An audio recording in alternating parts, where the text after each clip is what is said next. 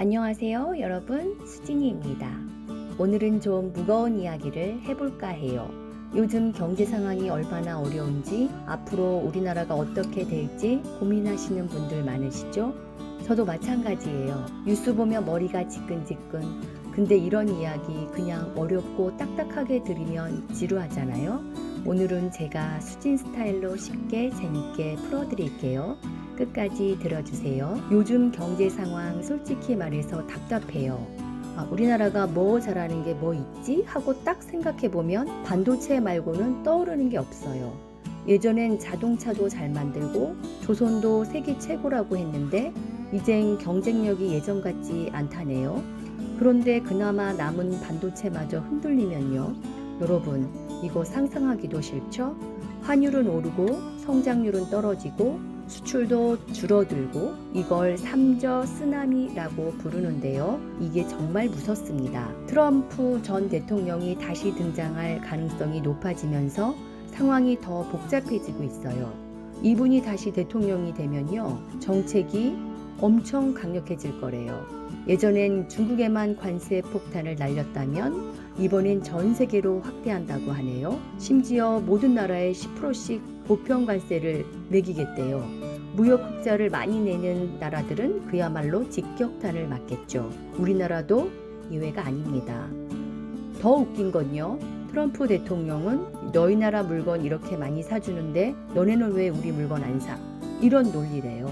경제적인 이득이 없으면 우방도 아니라고 하는 거죠. 그러니까 중국, 베트남, 한국 같은 나라들은 미국의 눈밖에 날 가능성이 크다는 거예요. 그리고 요즘 세계 경제 흐름이 자유무역에서 보호무역으로 바뀌고 있어요. 수출은 좋고 수입은 나쁘다. 이런 생각이 자리 잡고 있어요. 그러니까 우리나라가 수출 주도형으로 성장해 왔는데 이런 흐름에선 답이 없는 거죠. 여러분, 이제 좀 감이 오시죠? 이게 단순히 해외 문제만이 아니에요. 우리나라 내부도 문제입니다. 첫 번째로 환율이 계속 오르니까 수입 물가가 뛰고 그러다 보니 소비자 물가도 올라요. 물가가 오르면 한국은행이 금리를 낮추기도 어려워지고요. 두 번째, 주식시장이 힘들어요. 돈이 미국으로 빠져나가니 우리나라 주식 가격은 계속 하락할 수밖에 없죠. 돈 벌려면 주식 투자해야 한다. 이런 말이 사라질 판입니다. 세 번째, 성장률도 계속 떨어지고 있어요. 여러분, 수출이 우리나라 경제의 엔진이잖아요. 근데 수출이 줄어들면 성장도 멈출 수밖에 없죠.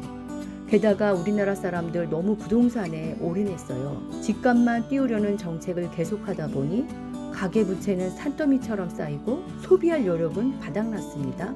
그럼 이게 다 무슨 결과를 가져올까요?